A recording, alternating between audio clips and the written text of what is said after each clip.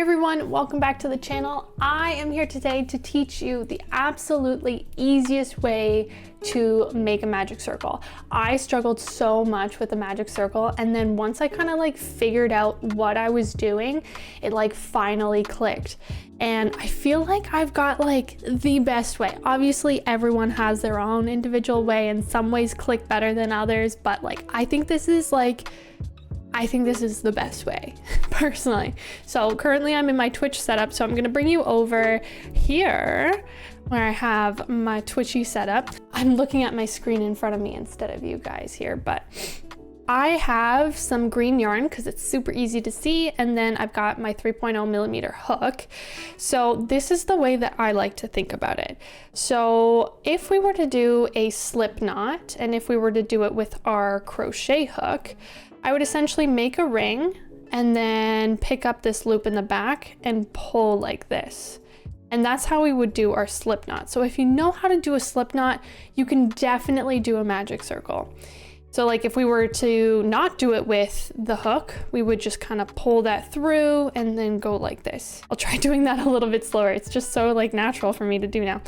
So around our fingers in the back, and then we're just gonna like flick this underneath and pull that loop this way, and then we would pull both the tails, and then that would knot it. So I like to think of a magic circle as an advanced slip knot, okay?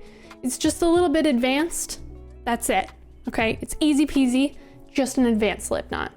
So I like to do it with my hook for the slip knot, and the reason why is because I think of the magic circle like an advanced slip knot. So if I do the slip knot with my hook, then it makes more sense for me to understand what I'm doing with the magic circle. So that was my slip knot with my hook. We're gonna do it starting out the same. So we're gonna wrap it around our fingers and pinch with our thumb here. And then I'm gonna go under and pull that up just like I normally did. And if I were to just drop everything and pull that, I've got my slip knot, right? But instead, I'm gonna repeat there.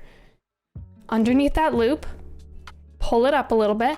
I'm gonna pull out one of my fingers and use like my two fingers here to pull it into the back, just like I would hold my yarn. This is how I hold my yarn, so this is what I'm comfortable with, but I'm still pinching here, right? I'm still like pinching here. We still have, that was the finger that kind of came out of the loop, and then this finger pulled back that little piece of yarn. And then what we're gonna do is we're just gonna make a chain, just like that. So yarn over and pull through that loop. Now we have something like this, which kind of just, you know, you're able to let go of. And all we're gonna do now is treat this as a stitch. So all of our single crochets are going to fit into this loop right here. So we would go into the stitch, yarn over, pull up a loop, yarn over, pull through two, just like a normal single crochet, just like we're like crocheting into anything. And we're just gonna keep putting single crochets into this spot. So in, over the hook, pull up a loop, yarn over, pull through two. And then we'll be able to count our little stitches here, like these little braids. So 1, 2, 3. So this would be a magic circle of 3. But if we wanted to put 3 more in, we would make a magic circle of 6. I'm speeding up now, but it's just single crochets. 1, 2, 3, 4, 5, 6. And then all we have to do is remember that this is the yarn coming from our ball of yarn. And then this little tassel here is going to get pulled nice and tight. So I like to give it a good tug, and like that's it. That's our magic circle. So now if we were to start crocheting, we would have to find our very first single crochet. So that would be this stitch right here. So you'll notice that there's like a little piece, a little weird bobbly bit right here. And this was our chain. That's like our stabilizing chain, okay? And then this was our single crochet. So if we were to, let's say, we can't really see where those stitches are, we can easily, if I have one available, take a stitch marker and mark it. So let's go through it again. we're going to do an advanced slip knot. So around our fingers here, hook underneath, pull up that loop. I'm gonna pull out my fingers here and grab that just so I can get it tight, so I can see where I'm going. Yarn over and make that first chain. So this is our stabilizing chain. And now we're gonna start with our single crochets. So we'll single crochets however many the magic circle requires. Magic circle of 6, you put 6 single crochets. Magic circle of 8, you put 8 single crochets. So let's do our first one. We can yarn over the hook.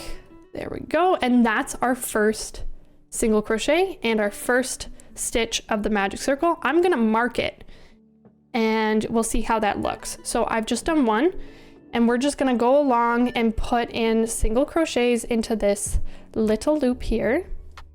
As we go, I'm gonna put maybe 6, 1, 2, 3, 4, 5, and 6. And then we'll take this yarn and we'll pull tight. So now, because we marked this stitch here, we'll be able to see where our first single crochet goes. So that comes out, and then we know where it is, so we can go in, and this will be the first stitch of the round. So let's say we start off with an increase, we put 2 single crochets into one, and that was our first stitch. I personally like to mark the last stitch of my round, so you know, that makes it easier for me. But if you prefer to mark the first stitch of your round, go ahead and do that. It really doesn't matter, it's just preference.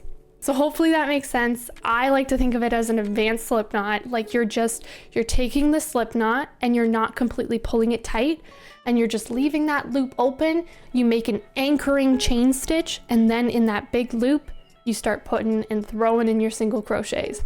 I think it kind of just clicked that way in my brain.